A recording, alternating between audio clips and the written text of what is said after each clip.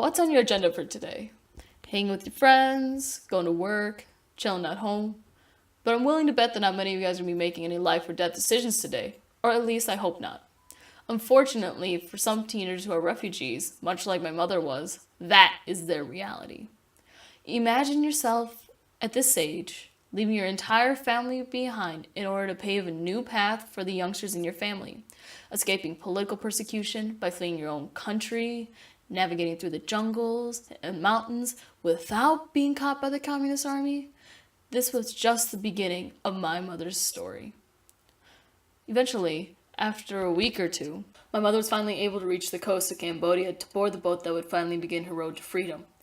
30 people boarded a small sailboat, about half the size of the classroom you are sitting in right now, packed like sardines with a sense of fear that they won't make it and that they'd be caught and tortured.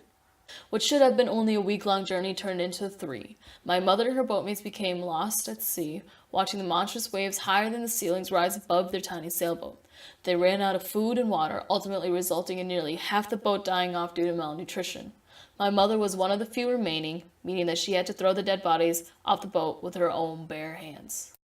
To make matters worse, her boat was actually captured by pirates. And not the pirates you see in the movies. Thank God they only robbed them rather than rape any of the women or children, as many others were not as fortunate. Finally, they were able to reach the coast of Thailand, but to make matters worse, one of the coast soldiers shot one of my mother's boatmates right in front of them. When the soldiers finally figured out that they were Vietnamese refugees, they took them in and placed them in concentration camps. My mother was there for about a year until the United Nations found them and allowed them to immigrate to the United States. My mother was then sent to camps in the Philippines for about 9 months to learn basic English and American culture. She finally reached the beginning, a beginning in the home of the free, the home of opportunity. Keep in mind that she was only 17 when this happened. Horrific and monumental stories like this have repeated many times over and are still happening today. These people are the ones who shape our American culture, our American identity. Today, my mother has a successful job and has raised 2 wonderful grown children who aspire to do great things in the future.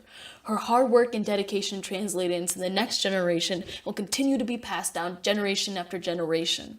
Stories like my mother's allow for immigration to be seen through a different lens, through a different looking glass, which is necessary with today's political rhetoric and debates. When you think of America, historically, you think of a large melting pot of various cultures and traditions that come together to make one great nation, one identity. The American identity. We strive to build a great community, one that emphasizes determination, passion, hope, compassion. Immigrants help to simulate this both socially and economically. Many natives view immigrants as hurting our economic status in the job market. Immigrants do create an annual fiscal shortfall of $43 billion to $299 billion due to taxes paid and government spending for these immigrant families, especially undocumented immigrants. However, we must look at the bigger picture. We must look at the situation with a different perspective. These immigrants have led peaceful lives and established deep roots in our communities, and if they are all suddenly deported, that would not represent the compassionate America that many Americans envision. Immigrants enlarge the economic pie and increase the aggregate wealth of Americans, and they live on every corner, street, avenue. They are everywhere within our communities. To remove all of these individuals would remove the diversity of cultures and viewpoints that our nation has built for so long since the waves of immigrants from Europe in the 1840s and the 1900s. To destroy what our nation is founded upon is to destroy what history has built and created.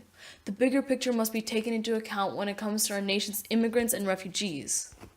Another argument that arises pertaining to our immigrants is the idea that they take away natives' jobs and steal the opportunity that should be given to real Americans.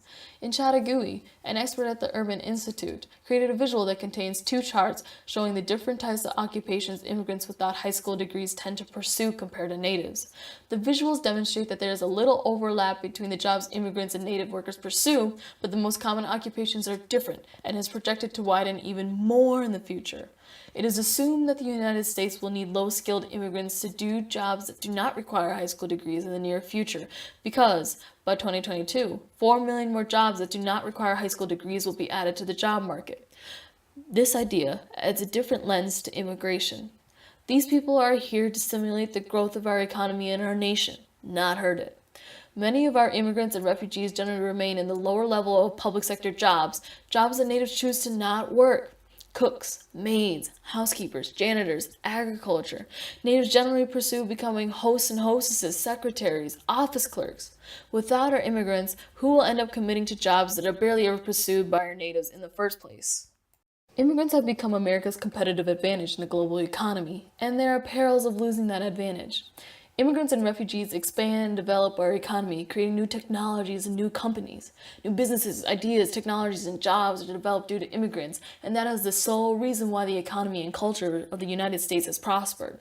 Instead of viewing immigrants as stealing our jobs, in the grander scheme of things, some immigrants are actually creating more jobs for us. Tesla, Forever 21, Google, Panda Express, AT&T, PayPal, Nordstrom, YouTube, and so many more would not exist today if it weren't for the immigrants who created them. Together, they have all created millions of jobs both in the United States and other places in the world. The problem that we have today is the fact that we need to view immigration through a different lens. People who immigrate here experience a long journey and are not here to steal away people's jobs or infest our nation with un-American values. They are immigrating to create a better future for themselves, for those around them, and ultimately for the entire nation. The qualities and traits that they carry to America, from the difficulty of being an undocumented immigrant, a refugee, or even just a legal immigrant, are essential to achieving the American dream and shaping our American identity, thus raising the social and economic standards we have now and in the future. Immigration and accepting refugees should not be seen as a threat to our nation or our democracy. It should be seen as a new beginning, an enhanced American culture as the melting pot and the land of opportunity. So the next time you hear or read the news from our nation's leaders about how immigration is hurting our country, view the argument they are trying to make through a different lens. Think of immigration in a different light. They are not the source of all our problems. They might actually hold the keys to a solution. Thank you all very much. This TED Talk was brought to you by Cottontail Bath and Body Shop, where they make the world a cleaner place, one buddy butt at a time.